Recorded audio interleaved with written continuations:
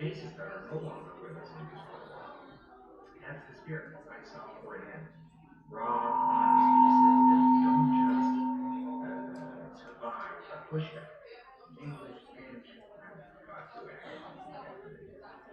I spent hours with the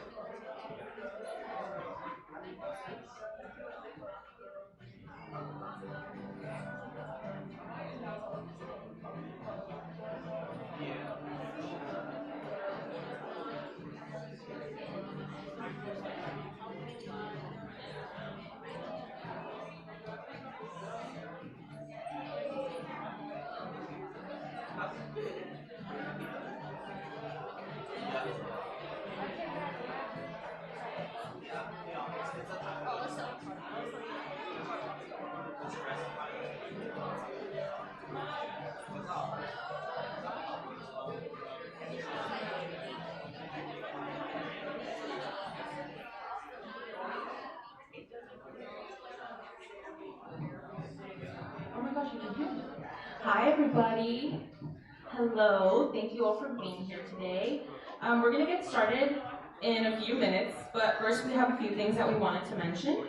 First, we want to let everybody know that this event is being live streamed as we speak over YouTube on a camera right over there where Matthew's waving. We'd also like to quickly point out a few things that we have going on around the room. The sweet treats in the back are from Falafel Hut, a Palestinian family-owned restaurant in Santa Rosa. There's a QR code in the back by the food if you'd like to donate to help their family members in Gaza. There's information about ingredients and allergens on the table, so please help yourselves. There's also water, coffee, and tea. The bathrooms are outside to the right and down the hall. And don't forget to grab a copy of Toyon 72 from the welcome table as well as a handmade bookmark. And finally, take a look around the art in the room as we wait for more folks to arrive. We'll officially get started in a few minutes, so please help yourselves to anything that you need in the meantime. If you have any questions, feel free to talk to our faculty advisor, Marcos Hernandez, waving, and yeah, thank you.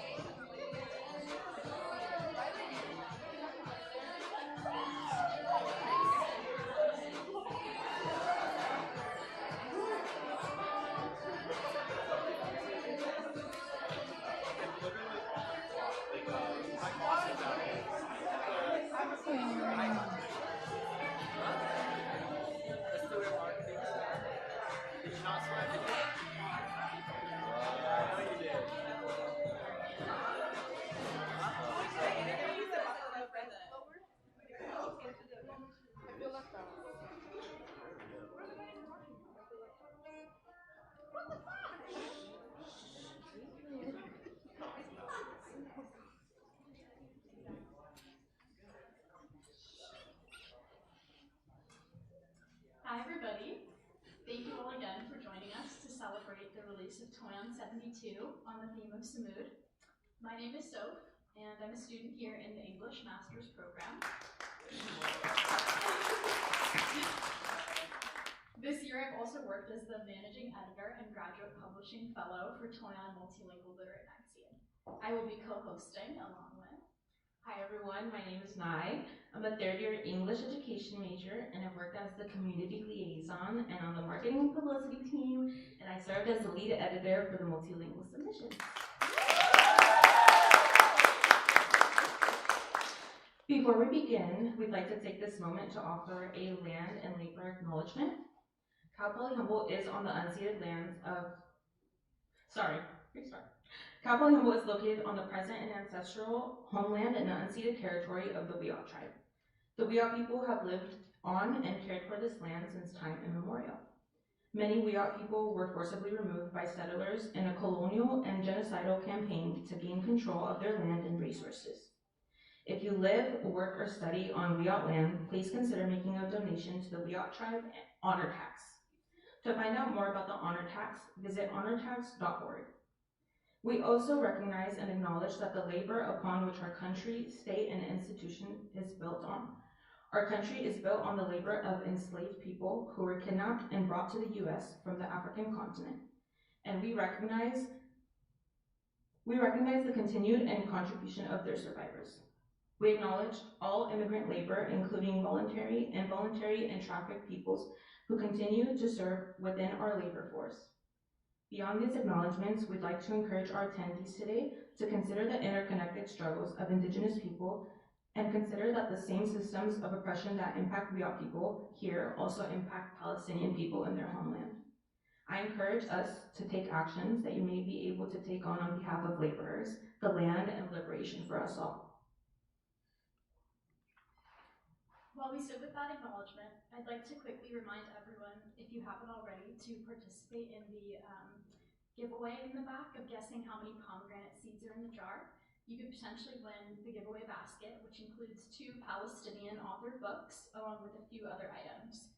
The books are Ellipsis by Fadi Judah, which is a beautiful poetry collection that inspired the cover design of Toyon 72, and Perfect Victims and the Politics of Appeal by Mohammed Al-Kurd, which is an affirmation of the Palestinian condition of resistance and steadfastness. The first or closest guess of the number of pomegranate seeds will win the giveaway basket, and we will only be accepting answers until 1:35. With that, we'd like to give a brief overview of who Toyon is and the history of our publication that led to the issue of Toyon that we're gathered to celebrate today. This will be followed by an introduction to our 2 amazing guest editors, some readings from a few of our incredible contributors, an award ceremony, and some time at the end for photos, socializing, and more snacking. Toyon Literary Magazine was established in 1954 and is a fully student-run platform for literary, spoken, and visual art here at Humboldt. It is structured into 2 elective English classes, one in the fall and spring that work on different aspects of the book production. Being able to experience both classes was a very valuable experience. I went from seeing the initial choosing of pieces, designs, and editing of the issue, the recording process for our audiobook, to now standing here celebrating the release. As for our values, Toyon recognizes the transformative potential of art and the interconnected struggles for social and environmental justice, while also acknowledging the role that writers, artists, and cultural institutions continue to play in maintaining the status quo. We understand that art either has the power to oppress or liberate. Toyon chooses liberation.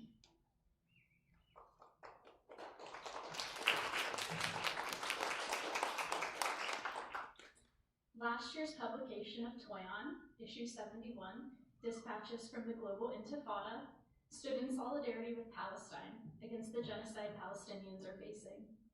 It showcased both words and stories from Palestinian writers and global allies, and highlighted the student movement for Palestine here on our campus and at other universities, which received some pushback. In choosing the theme for this year's publication, last year's staff decided to extend their solidarity work and chose the theme of Sumud. Sumud is an Arabic word that means steadfastness or perseverance in the face of adversity. It refers to many different Palestinian social practices, both individual and collective, that emphasize life and everyday acts of resistance and survival against intersecting oppressions. Authors in this issue were prompted to explore what Sumud, or embodied everyday resistance to oppression, feels like to them. They were asked to explore non-traditional and subversive ways of production, and to lean into any other languages they speak, write, or think. We received so many inspiring, caring, radical, breathtaking, and mournful submissions that the Toyon staff thoughtfully narrowed to the magazine that you hold in your hands right now. A common through line within them all is a call to action, a call to speak, a call to move beyond silence and complicity and take a stab at transformation and building a better future. As well as choosing a related theme for Toyon 72, last year's staff chose to invite 2 guest editors to be a part of the publication process this year. They felt it was important for us to bring in folks into our process that should be involved in the conversation. They wanted to ensure that we were speaking with and not for or on behalf of the community, as well as that we have accountability to voices that are personally affected by its topic. And with that, we'd like to welcome our theme guest editor, Jamila Hashim, to introduce herself and give some remarks about her involvement in this year's issue.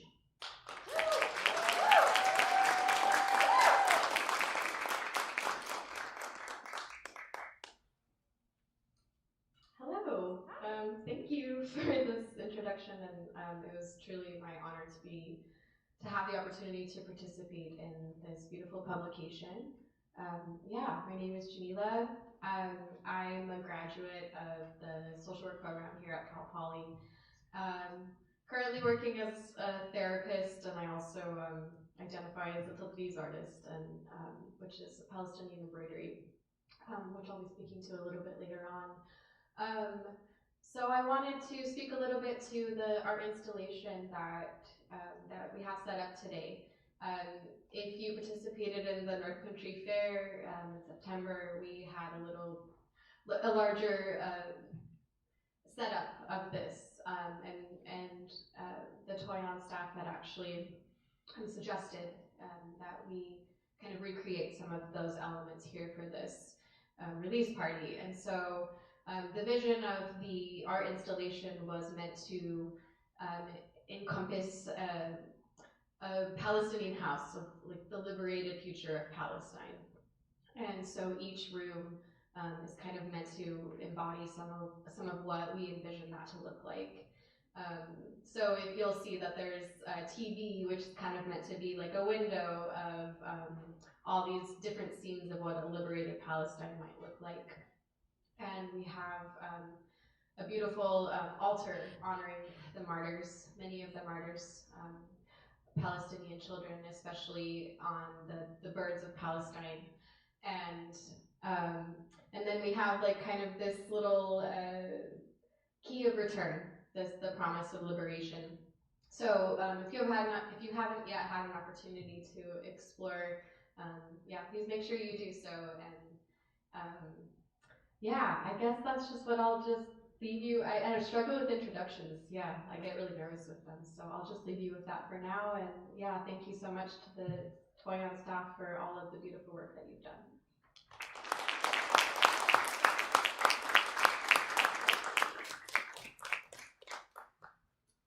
Thank you for your kind words, Jamila. So now would be the time for me to introduce our translation guest editor, Dr. Abdulaziz Akila, up to the stage, but unfortunately he was unable to make it back to Humboldt for the event today. So I'm going to share a little bit about Aziz, and then we have a video message from him. Dr. Abdulaziz Akila is a plastic surgeon with over 8 years of experience in burns and reconstructive surgery, including work on wounded Gazans during multiple periods of conflict. Known for his precision and compassionate approach, he has earned recognition both in medicine and humanitarian circles. A dedicated advocate for the Palestinian cause, Dr. Akila uses his voice to support relief efforts and highlight the resilience of his people. Beyond this, he has also provided us so much support this past year as our translation guest editor for Toyon 72, and he worked as a translator on Toyon 71. To speak a little bit more to his experience, Aziz sent us this video message.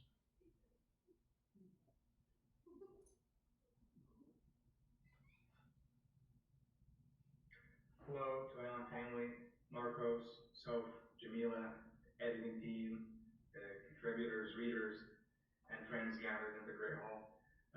Aziz here, your guest translation editor for Toyon 72 issue Sumud, reaching out from LA. My heart truly aches not being there with you today. I pictured this room filled with the faces who brought this issue to life. I thought I could drive back to Humboldt overnight, but life has its own rhythm. I trusted my calculations too much.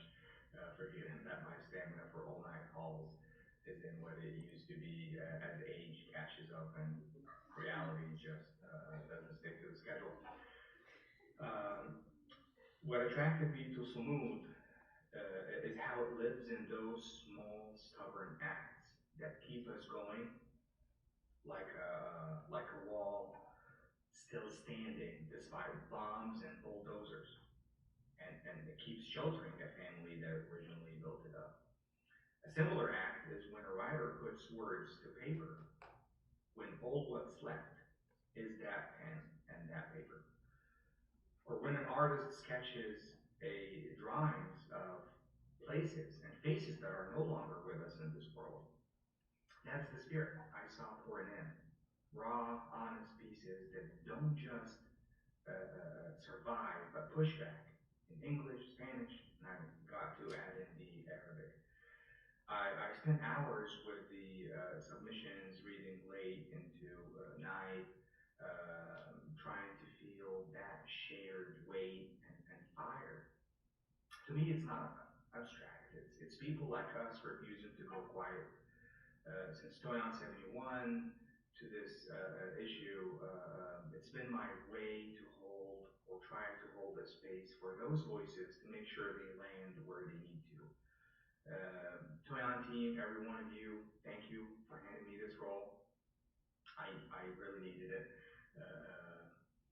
Contributors, your words are the heartbeat here. I am grieving what I've lost over the past couple of years, but thank you for giving us a spark of hope that what we lost will continue to live in our memories and in this issue. Thank you all once again on behalf of my people who are also very grateful to works like this. In solidarity, Aziz.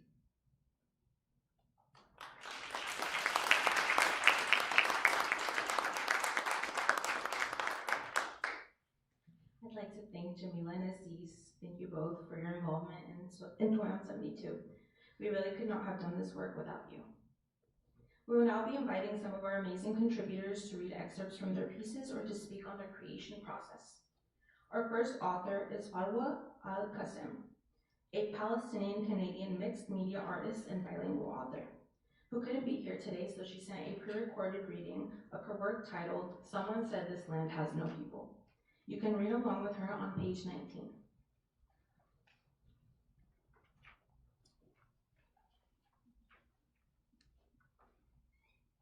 Someone said, this land has no people. And so it was. Empty. Of skins and bones, words and mouth, sunbirds and new moons, olives and oranges, wedding dresses, chocolate, water, and laughter. Soils uprooted and strewn in the wind, displaced, stolen, forlorn, stories twisted, smothered, untold. Someone said, let there be exile, and so there was. From the 7th day before I was born, till the 7th day before I died. And in the spaces between exiles, between breaths caught, that space where words still have wings, I wrote my stories. In my story, I am a citizen of clouds. My skin changes color depending on the weather or the spot from which I choose to look up to the sky.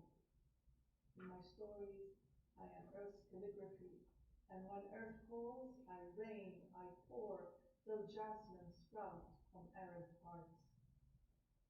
In my stories, I am few words, not a hopelessness, helplessness, huddling at people's yield.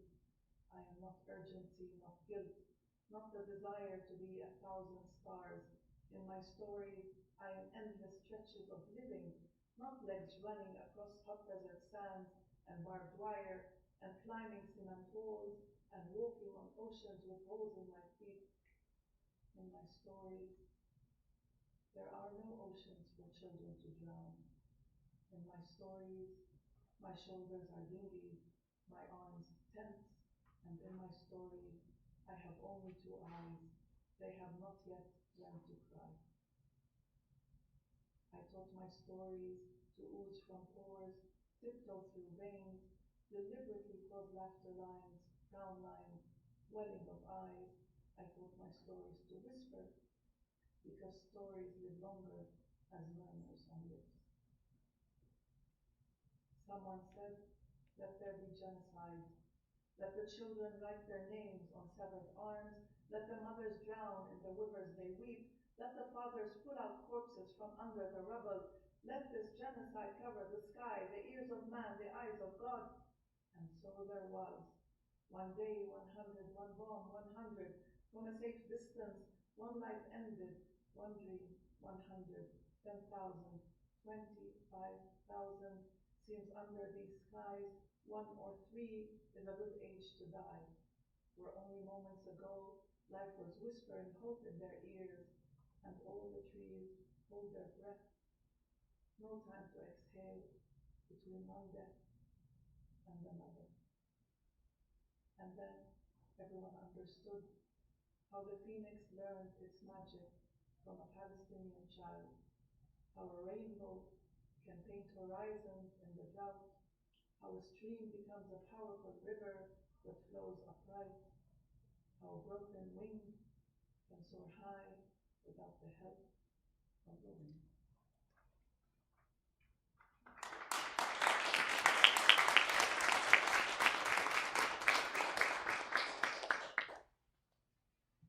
Our next reading was going to be Dr. Abdulaziz Akila reading his translation of that work we just listened to, but he wasn't able to make it today, so we encourage you to take a look at it. It's on page 24. Our next contributor is Ayoub El Kadir, a Moroccan visual artist who sent us a message about his creation and artistic process for the piece Beneath the Silence. You can view his artwork on page 22 while I read his message. Ayoub said, "This piece is a part of a series of 7 sketches titled Illustrated Moments of Gaza. Each sketch captures a different moment. Most of those moments take place beneath the rubble, in spaces where stories are often unseen and unheard. From this idea came the title Beneath the Silence. The silence here is not empty. It carries emotion, memories, and a quiet form of resistance. Even in the middle of destruction, there's still life, presence, and a strength that refuses to disappear. I focused on the faces and expressions of people trying to show their emotions in a simple and honest way. These details matter to me because they allow viewers to feel the work, not just see it. Through minimal lines, I tried to capture moments that words cannot fully explain. This work speaks about resilience, about what remains in the hardest moments, and about the silent strength that continues beneath everything. This piece was exhibited in Australia on April 26th last year, and now it finds a new space in Toyon 72, Sumud. After receiving the Toyon Staff Award in Visual Art, I am deeply grateful for this recognition and would like to sincerely thank the students of the English department at Cal Poly Humboldt for their support and for their giving this work a voice on an international platform."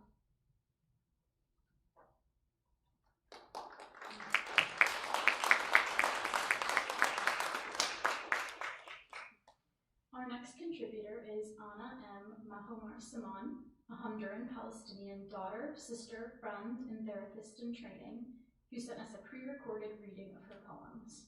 First up, we have I Woke Up Dreaming, which you can follow along on page 38.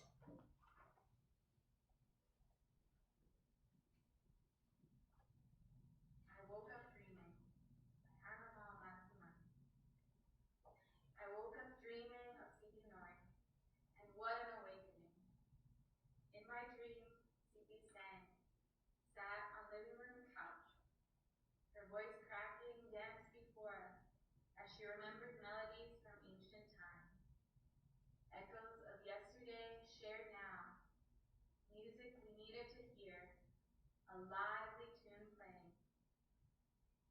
In my dream, Sidi didn't know that in Gaza, families die every day. In my dream, I didn't feel what overwhelms me now.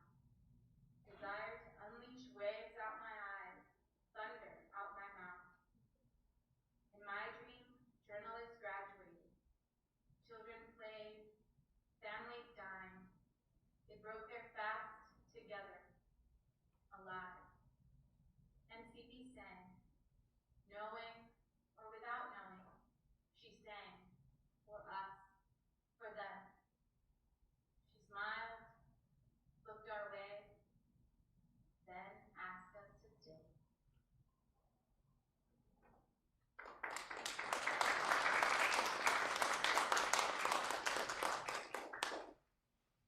Now we have Anna's other poem, Palestina Canta, Palestine Sings. You can follow along on page 40. Palestina canta, de Ana Mamasman. Canta Palestina en olivos y manos que los tienden. Canta en manjares de aceite y sata y pan que los recoge. Canta con corazones sembrados en el tuyo, latiendo al mismo son de lejos. Canta cuando cantan gallos y cuando luna sale a bailar, despertando luz y vida a su alrededor a todas horas. Canta Palestina en tus amapolas, su rojo flameante en nuestra bandera. Canto yo ahora en valles de lágrimas, bajo fuego luciente, con hombros cargados. Canto yo, Palestina, porque cantaste primero, en voces de abuelos e higueras, cocinas y mesas compartidas, voz resonando en mis cejas y nariz, en fotos, frutas, abrazos. Yo canto porque me llamaste, Palestina, porque vive en mí tu anhelo de ser música y cantemos juntos. Entonces cantemos, Palestina, hasta quedarnos sin saliva. Nuestra melodía haga eco en cada pecho. Cantemos asustados y valientes, inundados de gozo y dolor. Cantemos con ríos de sal en los ojos, riendo a carcajadas. Cantemos curiosos y soñando. Soñemos furiosamente que cantamos libres. Será nuestro cantar furia que nos libera. Palestine Sings by Hannah Malmatima. Sing Palestine in olive trees and hands tending to them. Sing in feasts of oil and sata and bread that soaks them up. Sing with hearts planted in yours, beating in unison from afar. Sing when roosters sing and when the moon comes out to dance, awakening light and life all around at every hour. Sing Palestine in your poppies, their flaming red our flag. Sing I now in valleys of tears and under raging fire, with boulders on my shoulders. Sing I, Palestine, because you sang first, in grandparent voices and fig trees, kitchens and shared tables, voice resounding in my eyebrows and nose, in photos, fruits, hugs. I sing because you called me, Palestine, because your desire to be our music, to have us sing together, lives in me. So let us sing, Palestine, until our saliva runs out. Let our melody echo in everyone's chest. Let us sing afraid and courageous, overflowing with joy and pain. Let us sing with rivers of salt in our eyes, as we roar in laughter. Let us sing furious and dreaming. Let us dream furiously of singing free, for our singing will be fury that liberates.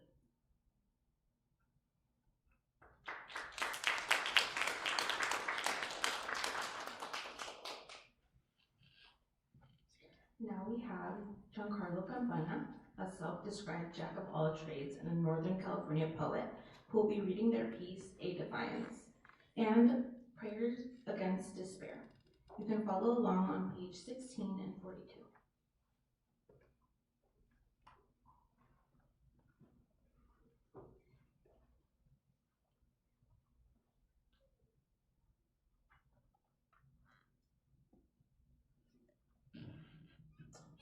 Good afternoon. My name is Giancarlo Campana.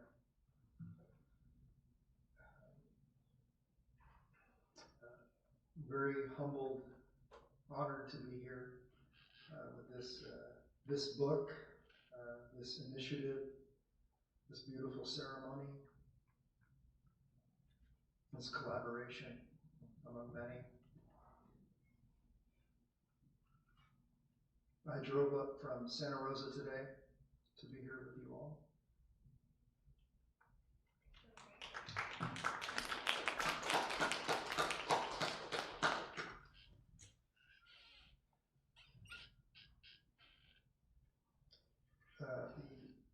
A little introduction to the poems. They come out of, mainly, they come out of the need to feel, to feel, to feel, and to be present to the reality of massive killing. And being a participant as a U.S. citizen by virtue of being here, living in this space.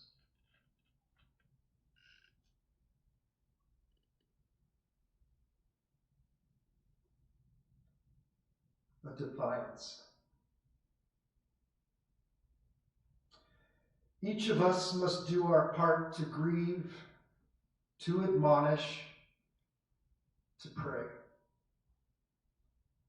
The words of the poet, whose verse is quickly delivered to the trash heaps, replaced by the logic of governments, and lodged into the double-speak purview of generals.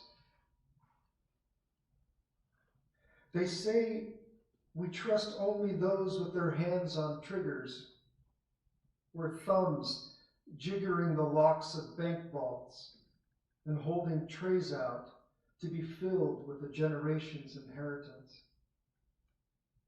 No food, no entry.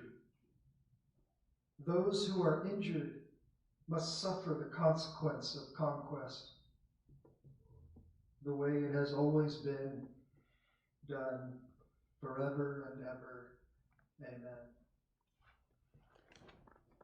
But look now, remnants of families are writing letters to their loved ones, kissing the parchment pulled out of splintered rubble, etching the names of their relations, saying goodbye to their mothers, saying goodbye to the earth. They turn their heads toward the morning sun and shout, "We will not be defeated by this wayward cousin. We are alive now, as the sun is alive. We are dancing and singing praise songs to our kin. We are loving the moon. The bright expanse of her spirit embraces us, whispering in the way the moon does. You are the light reflected on my craters. You are the children blessed by your suffering. I shall await your love at the next turning."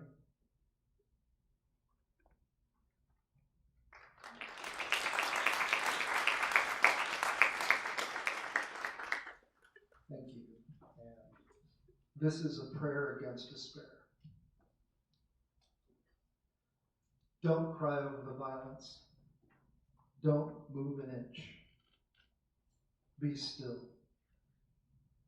Find a spot the round bones of your feet can settle. Soon the rampage will conclude. Those who survive are permitted a ghost dance for the remnants of themselves they walk to. Return now to your daily registry. Start your motors. Begin again to wash your plates and bowls. Check on your children. And close your eyes to the moon, which no longer lights a path to the dead. The dead have no more ground to bury themselves. They will walk like metaphors into a desert prescribed for them. They will go by way of dreams poured into a shot glass.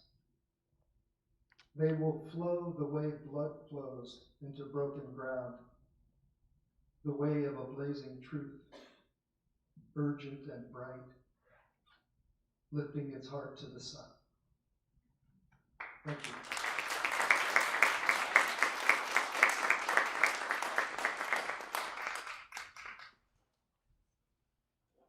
Thank you, Giancarlo.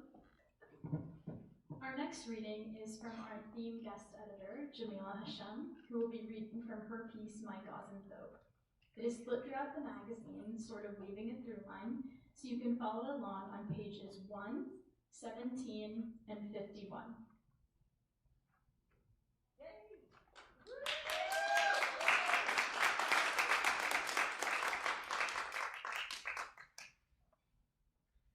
I first wanted to say, in my nervousness and desire for brevity in my introduction, some information was forsaken that I had meant to share. That I'm also a community organizer, and I help put on film screenings in the community, and we have one that we will be showing tonight at the Minor Theater at 7 p.m.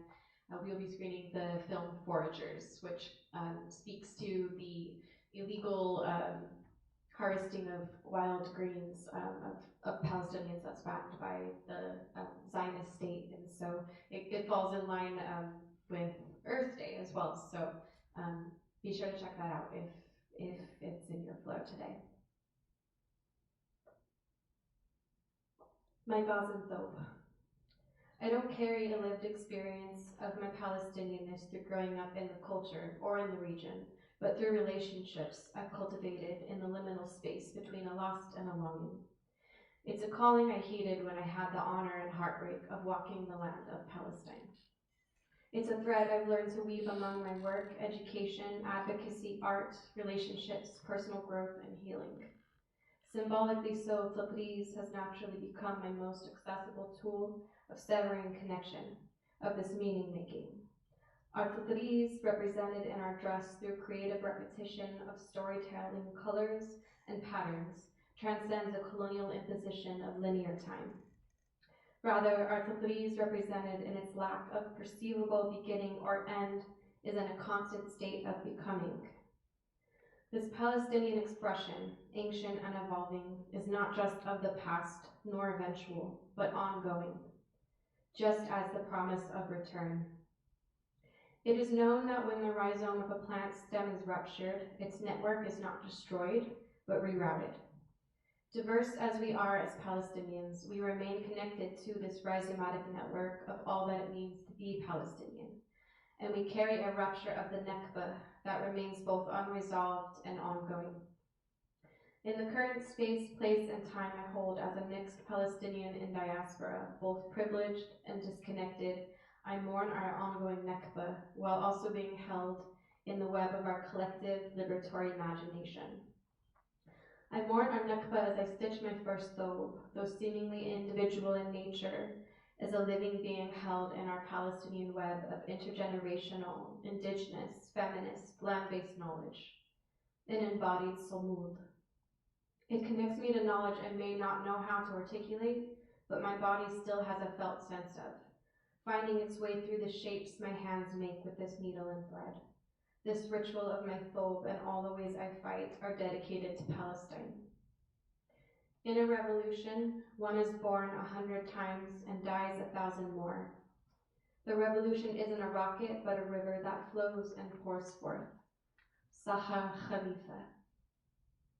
My thobe story in progress. I struggled to begin her. What was her story to be?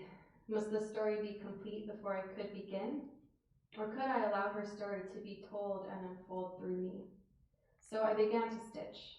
Of course she would be Gazan, an ode not only to my roots, but because nothing is more on my mind, in my heart, and alive in my blood, body, and bones than Gaza. A Gazan sunset. I let the colors develop as they might, sun setting over a beautiful Gazan coast. I began envisioning, basing my inspiration on the traditional Gazan thobe, which my thobe pattern is based on. I chose traditional Gazan motifs, which are often geometric and vibrant. For the chess piece, I truly allowed the visions for the placement and motifs to come through without worrying so much about what the story and motifs might be telling. I trusted my ancestors to speak through my hands. Rose medicine, a beloved plant medicine that purifies the spirit and soothes the soul. When I began envisioning the sleeves, I loved the idea of the repetition of roses, a plant very special to me and for Palestine and all across the land of Canaan. This flower bed of white roses is an ode to the Palestinian babies and children brutally stolen from us at the hands of the genocidal Zionist state. The white symbolizes their innocence and purity, and also the colorlessness left behind in their absence. The motif, often called feathers, surrounds the roses and serves as blessings and prayers to the beautiful souls on their journeys heavenward. The placement of these motifs on the sleeves serves as a reminder to me that for the actions I take, may they be in relation to the collective fight for justice.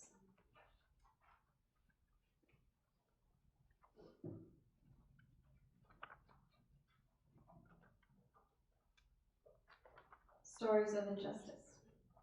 Refuse normalization. Resist. Never forget. As I began envisioning the side panels, I knew the roses must continue to be planted, a meager, symbolic attempt to indicate the ongoing and unfathomable theft of Palestinian life. I then realized the motif Pasha's tent must accompany the roses. The Pasha's tent motif is traditionally associated with the Tatri's documentation of the Ottoman Empire and the high-ranking officials known to travel with luxurious tents. However, I am putting a spin on its meaning for my thobe. Instead, this motif symbolizes the tents that Palestinians in Gaza have been forced to live in, have been bombed inside of, burned alive inside of. The back bottom of the dress symbolizes, in red, the targeting of Palestinians by the Zionist state, intent on seeking their complete annihilation. And yet, the promise of return, resistance, and growth prevails, evident in the growth of the cypress trees from the seeds of resistance. To be continued.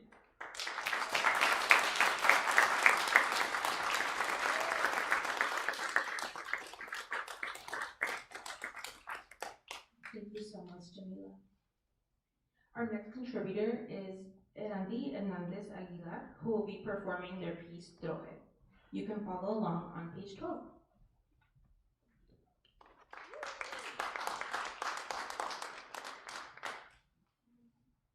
Ask everyone, Hiyari Kurini Erandi, Hi Purépecha, Chicana.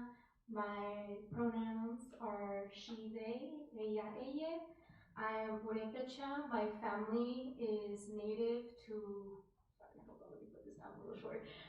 My family is native to Huataru, which is known as the Sierras Purépechas in the state of what's commonly known as Michoacán in Mexico. And I guess a little bit about my piece, because I didn't really put too much in my intro. I don't know, like, my Grande Kere, my abuelita, she always made an effort for my family to be connected to our roots. And whether it was through song, whether it was through our vestimenta, or our rebosos, you know, her carrying us in her reboso as a child. So it was something that was very meaningful to me. And this is just to honor my Nande Kere, Eloisa, and my Tata Kere Pimeño, who I never got to meet. The poem is Troje. Pamatacuaro Huataru, Nande Kere ka Tata Kere frente el Troje. Huchar zirangua, sonriendo, pensando. Nande Kere con el yaguare, cocinando, lavando. Sus ojos llenos de brillo, vida, ternura, ca historia. Historias que he escuchado y nunca escucharé. Con su trenza ca con listón, tejido dentro su pelo, woven into her hair. Streams of white and gray blossom from the roots cascading down her back and shoulder, leading you down to her beautiful smile, the smile which my Nana Kere has. Parecen gemelas. Tata Kere junto a ella, sentado, looking forward, looking all firme con su sombrero. Una mesa a su lado con comida y un cántaro de agua. Ay, cómo amo al agua de cántaro, de sabor a mineral, a barro, la mejor agua en el mundo. tazas, cántaros, platos, cazuelas tras ellos, todos de barro, Titicuecha a su lado, un yánico colgando a su lado, lleno de tu olor, tu sipiata, tu ser, tu huella, junto con el olor a cuata. Tata que, dice Juche Tata Sapichu Omar, Erandi Wandan como Tata Kere Pimeño, igualito como él. ¿Será cierto? ¿Es cierto? Cuéntame, ¿qué crees? Espero que sepas que hi wekeshnangi Juche Tata Kere. Hi wekeshnangi Juche Tata Kere. Nande Kere. Yo me recuerdo de cuando nos visitabas. Estabas sentada en la esquina en la casa de Juche Nanakere, envuelta en tu rebozo, la bandera Purépecha, Piratacua de Tata Julieta abrazándote, Pirecuecha sonando desde el boombox. Tsikura piti, Shanshkarses hashe, Kalkashan punsumen haka. He wekeshnami Juche Nandekere. He werashing san, Gachachi nona miri kuriña. Les extraño, les amo, les recuerdo. Asham weran, asham karchen, no quien jura cuaquia.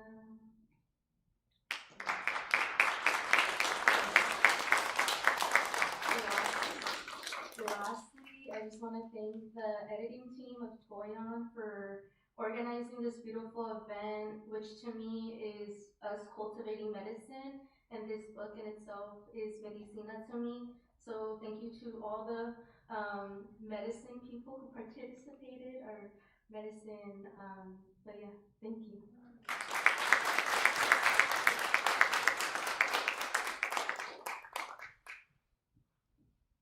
Thank you, Nandi. Our next contributor is Chris Furr, a self-described white, disabled, and gender-fluid wizard who will be reading from their piece, Revolution is Not a One-Time Event. You can follow along on page 46.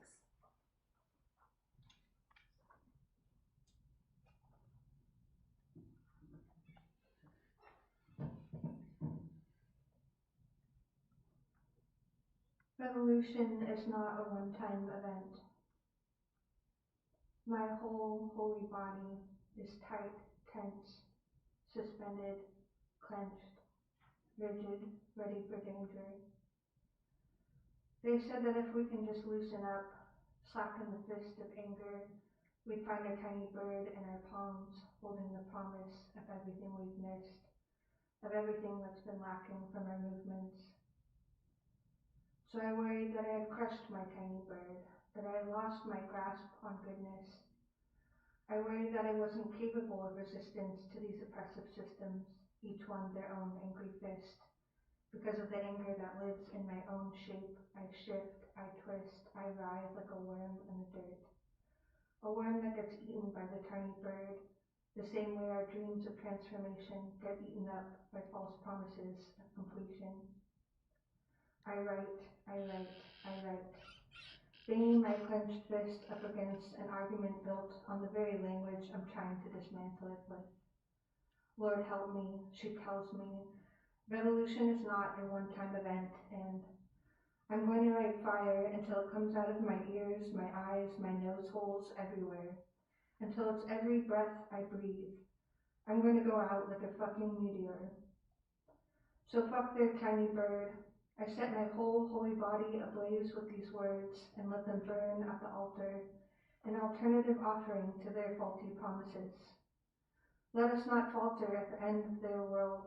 Let us collapse, fall together. Let us compost and compose, make something better.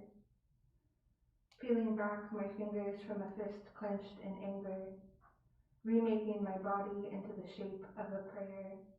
This prayer is also a threat and a promise and a premonition.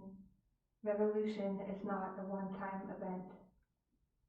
We get turned around, revolved again and again, and this work has no repose but requires we reposition. You must find what you love and let your body burn for it. Let us all go out like a fucking meteor.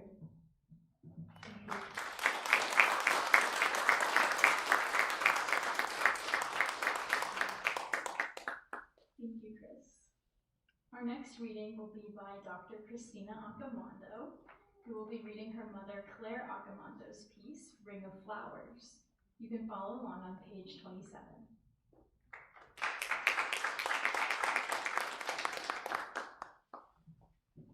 Thank you, Soph. Thank you, everybody.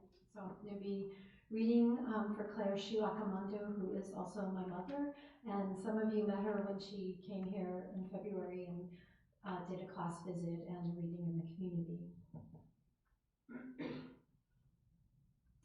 I'll mention also that Claire is 88 years old and she grew up in France in a small village during the Nazi occupation, and she can't believe that we have still not learned the lessons of that era. She wanted me to thank the staff of Toyon, especially the incredibly hardworking students who have done just an amazing job, and she recognizes how hard it is what you all do, so she's really appreciative.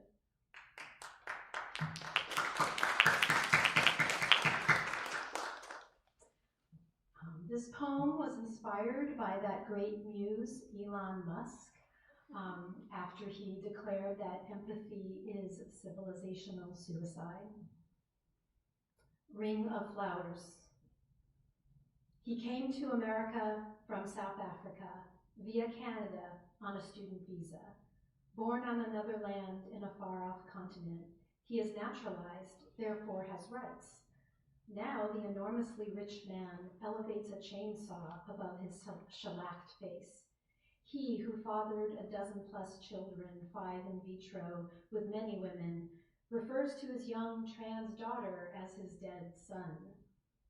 Empathy, he says, is killing civilization. It's the fundamental weakness of the West. He is wrong. Without empathy, our planet would be an ossuary littered with Neanderthal bones. Caring, not cruelty, planted the seeds of society long before recorded history. To honor the dead and comfort the living, early humans lined graves with a veneer of mud and aromatic plants. A small skeleton on a bed of sage and mint, a broken femur in a splint, rings of flowers circling a burial site.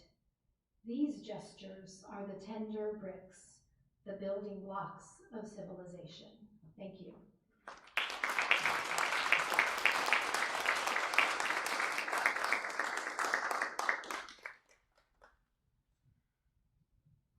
Thank you, Dr. Accomando.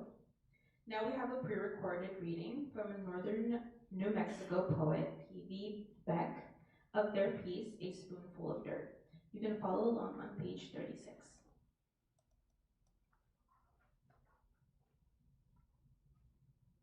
If we had a spoonful of dirt and asked, where do you come from? What are you made of? What are you used for? We would see a whirling terrarium of great and little things, birds in perfect contours, ancient oceans fossilized under grand prairies, mineral messages striated on canyon walls, ancient rivers fanned onto floodplains and sifted into silts and shales. In a spoonful of dirt are microscopic remnants of pollen and seeds, a million mosses exploding their spores into the unknown, rhizomes springing forests, bacteria mounting armies, weeds making humus in a riot of rotten decay. Dirt is our planet's skin, a skein of elements from which everything emerges and returns. We wander unaware of what is under our feet, hypnotized by artificial intelligence, deafened by the chatter of our devices and inventions. Enthralled to the toys of human ingenuity, we forget that our earth is alive from its core. We forget that it shudders and trembles when a melting glacier that has held fast for centuries cracks off a continent and slams into the sea. When fracking sucks dry an underground lake of oil, earthquakes shake the land around. When bulldozers tear through wetlands and plows break deep prairie sods, the earth gasps from the pain of steel blades tearing its flesh. Graded and degraded, dirt becomes an outcast. And when our glittering devices are broken in silence, they are scraped into landfills where they lie inert beside the busy lives of dirt with its native intelligence, its collective memory of everything alive and dead. Crooked seams and boundary surfaces, these are the places where life's drum sneaks out and creates butterflies from cocoons and honey from the alchemy of bees. So leave the fossil fuels with the fossil ferns in the swamps, the peat bogs and marshes. Leave the tools of death by 1,000 cuts to rest their rusted skeletons in the grass. Plant trees and orchards along abandoned train tracks. Plant gardens in the cracks of sidewalks and vacant lots. Rewild the dirt and poison fields with clover. Let milkweed seed pods burst into a silky wind to unspool their threads of microbial memory into wasted meadows. Smell the dirt after a little rain, its scent of dew and honey. Imagine the earth as a living thing, the spoonful of dirt, our home.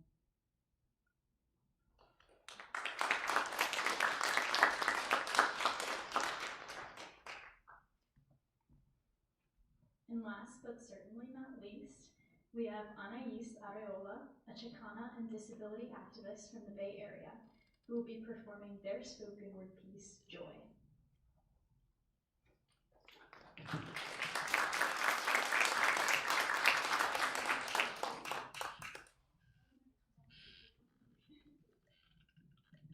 I am certainly not tall enough for that, even though I'd like to be. This is so scary. Hi, everyone. My name is Anais. Oh, hi. Sorry, I just also want to recognize. My name is Anais. I am not a student here, but I have many friends who are. Gosh, I am so nervous. Everyone did so good. A bit about my piece before I say it. There is a quote that I feel is circulated around the internet constantly called "Joy is an act of resistance." Many people tend to construe that into a way that it should not be construed, in which people say, oh, simply, I'm doing things that I like and I'm happy, and because I'm doing that, I am assisting in this resistance that is happening. That is not true. You cannot have joy as your resistance if you are not doing any other type of resistance, because you are just simply hiding yourself from what is truly happening out in the outside world. So my piece is about that. I do act in other resistances, I must. Yeah, my friend called me, or my friend, best friend, and roommate calls me a bingo card, because not only am I disabled, I am also Chicana, and I'm gay, and I'm so many other things, and it's like, wow, the world really wants to pick on me today. I feel like we're rambling on. Let me pull it out. I had it out, and then I didn't anymore. Guys, I'm so prepared. This is why I'm not a student here. I couldn't do it. I lost it. Oh no. Oh wait, no. I'm smart. I liked it. Sorry guys. This is what it's like being my friend. Okay. Laughing, my grandmother's car. Droning away from hostile prison, shouting freedom to the wind. Long hours on the road, singing classics with the belief that my voice is above the rest. Hook and yarn in between my fingers. My great-grandmother putting love into every blanket created. A language between us, an ocean, paddled through with ease. Gentle herbs and spices. Trauma wouldn't erase the warmth. Notes creating a symphony of love and light. A playlist of friends, foes, lovers. Words, oh no words, it speaks to me. It cradles and whispers sweet nothings. A connection to soul and life itself. Joy is an act of resistance.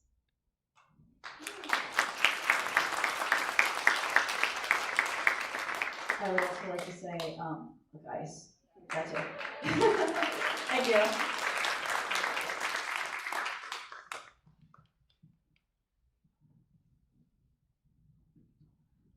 Can we get a round of applause for all of our contributors?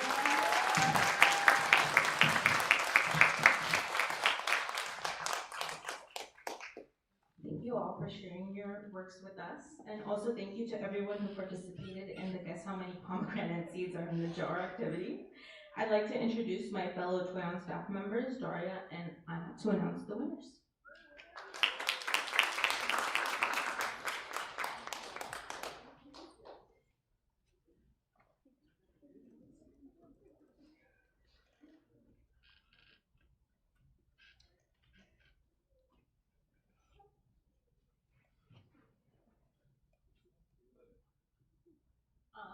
Hello, I'm excited to announce the winner of our giveaway basket. After counting them all, the total number of seeds in the jar was 2,553.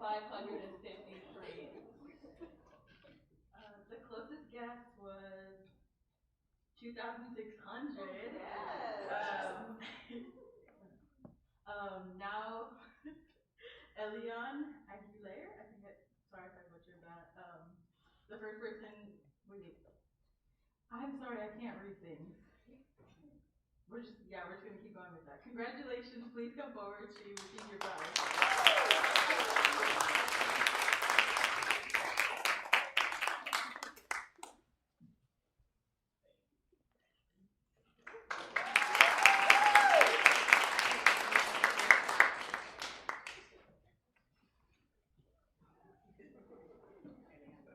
Now is the time for our awards ceremony. This year, the process of getting to know each and every piece in the magazine and their respective authors was truly a gift. It was awesome to see how each author and piece contributed to our theme in meaningful and powerful ways. The Toyon team took great care in awarding an exceptional piece in each genre or category, though the choices were often difficult to make. In this issue, our categories are poetry, fiction, creative nonfiction, multilingual and translation, visual art, environmental justice, and spoken word. Not everyone who received an award was able to join us today, but if you are here, I invite you to come up and get your award when we call your name. The Jody Setz Award is given to the best piece of poetry and was established in the memory of a past staff member and student at HSU, Jody Lee Setz, whose work were passed on to our library and now reside in the Humboldt Room. This year, our poetry award is given to Farwa Al-Qasim for her collection, Someone Said This Land Has No People.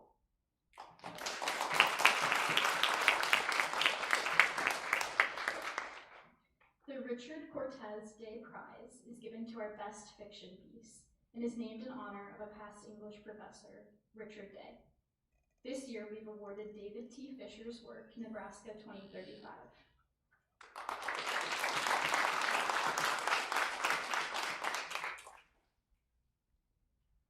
The Toyon Editors Award recognizes an exceptional work of creative nonfiction with special priority given to works that challenge or disrupt the dominant narratives about identity, culture, and the environment.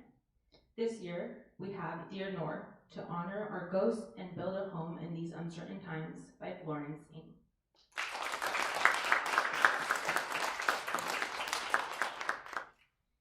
The Barbara Curiel Award is named after a retired professor in both the English and CRGS department. Barbara Curiel recognizes exceptional achievement in translation and multilingual writing.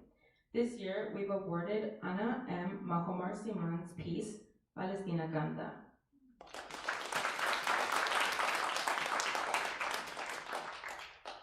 The Toyon Staff Award is given to the best piece of artwork submitted, including but not limited to photographs, digital art, and traditional art styles.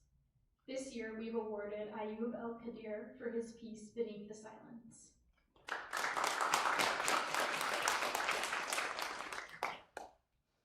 For the Environmental Studies Program Award in Environmental Justice Writing and Art, we have awarded A Spoonful of Dirt by P.V. Beck.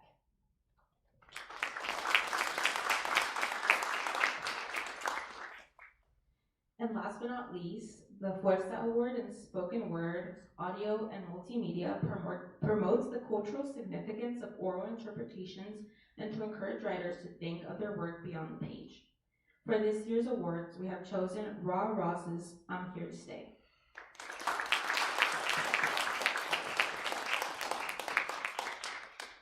Let's give another round of applause to all of our award winners.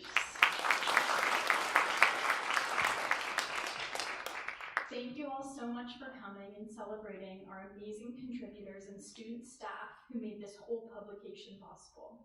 We hope that you stay for more snacks and to spend some time in community with each other. Don't forget to grab a copy of Toyon 72 if you haven't already, and a handmade bookmark on your way out. We would like to thank all of our supporters, including Sorrel Oberlander, Sarah Godwin, Matt Runner, Janelle Adset, Kenna K. Hyatt, Lisa Tremaine, Tim Miller, Carly Marino, and our faculty advisor, Marcos Hernandez.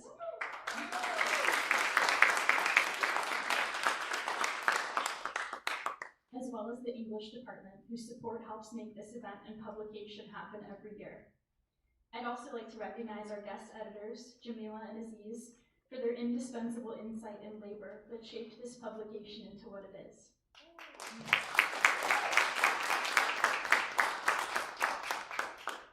I'd also like to highlight the incredibly dedicated undergraduate student staff for creating this publication from scratch, both fall and spring semesters. Thank you all for creating such an incredible community of writers and activists this past year. I'm so grateful to have been a part of it. Let's please give them all a hand.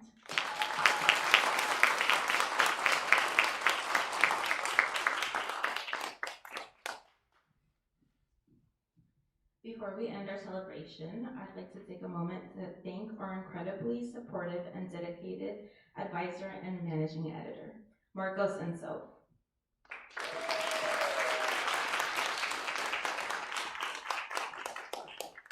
To call what you two have done indelible is an understatement. So, your kindness and willingness to help has shown up for us every time. I'm extremely grateful to have had the opportunity to learn from you.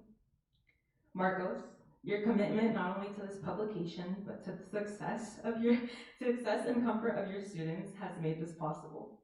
Regardless of the weather or typos in our emails that we caught way too late, you provided an inclusive, empowering, and safe environment for all of us to thrive in. It's been an honor being your student. It's safe to say that I speak on behalf of the Toyon staff when I say we're honored to have been a part of something so special. Thank you both for encouraging us to persevere in the face of adversity. Congratulations to you both. Thank you. Let's please give them a hand.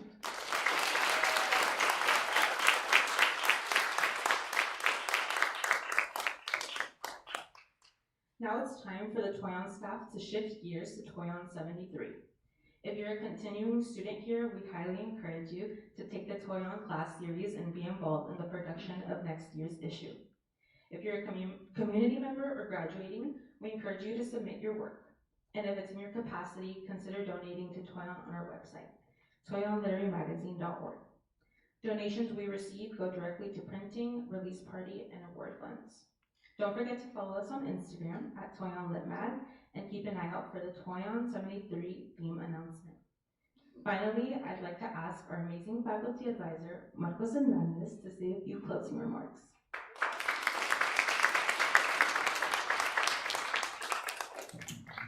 Well, thank you. For those of you who missed my introduction, my name is Marcos, and I have had the incredible privilege of serving as the faculty advisor for Toyon Multilingual Literary Magazine. Let's give one more round of applause for all our contributors to Toyon 72.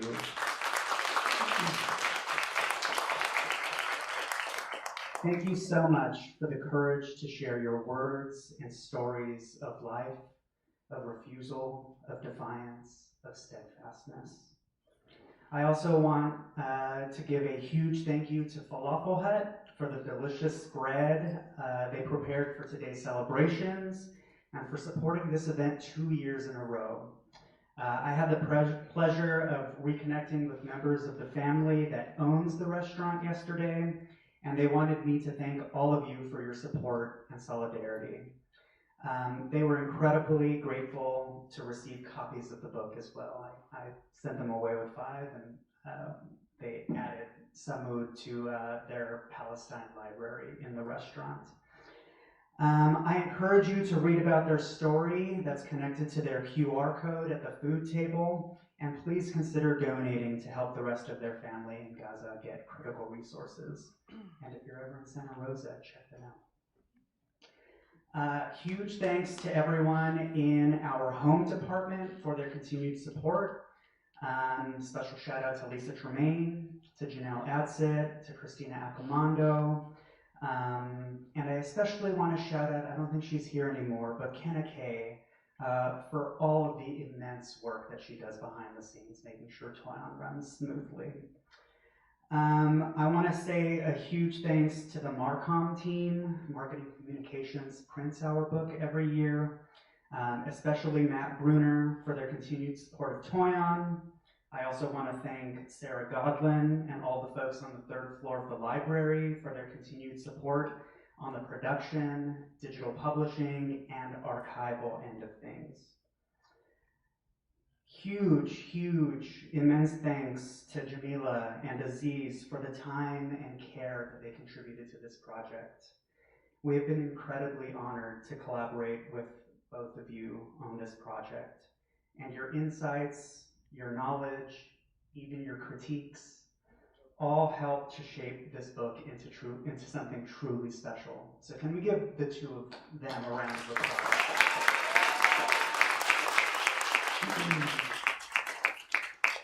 Finally, and most importantly for me as the faculty advisor, I would like to thank all of the student editors who worked on Toyon 72. It really was an honor to be part of such an incredible team. I especially want to shout out our graduate publishing fellow and managing editor, Soph, for being so amazing and reliable and awesome all around. Can we give Soph a round of applause? I want to recognize and appreciate the care with which our team approached their work on this issue and their courage to act upon their conscience and speak out for Palestine under increasingly uncertain political terrains. When justice prevails in Palestine, and it will, I hope they can be proud to know where they stood.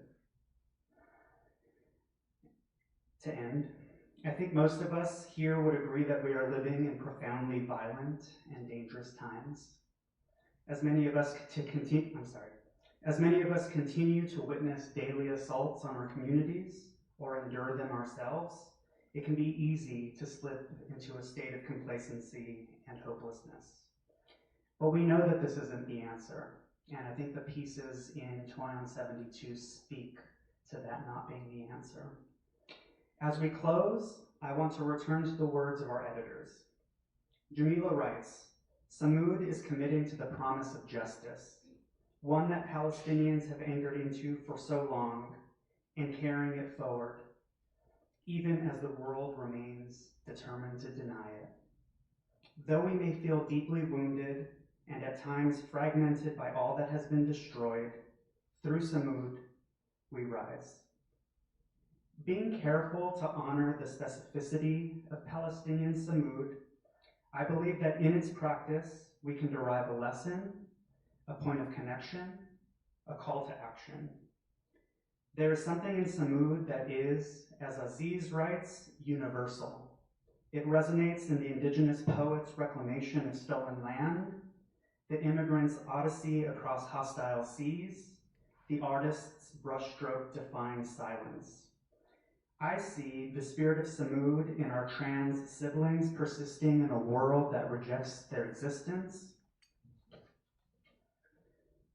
In our incarcerated and formerly incarcerated friends seeking knowledge and trying to carve out a life for themselves in a world that would rather keep them caged. Sumud, to stand firm when pushed. I like how Aziz described it in the video, like a wall still standing. Offers us a path and an orientation forward rooted in the struggle for justice and liberation. I think I know, and we at Toyon know, that it isn't easy. But as our managing editor so eloquently put it, fuck the easy way. We're asking you to do the hard thing. They continue on. We believe that the only path forward towards true liberation for everyone is speaking up speaking out and taking action, even with the inherent risk of danger. Toyon is joining Palestinians in walking that path, and we'll hope you'll walk that path with us. To some, land back, fuck ICE, abolish prisons in the prison industrial complex, transliberation now, hands off Iran, hands off Lebanon, end US empire, end the illegal occupation, and of course, free Palestine. In solidarity.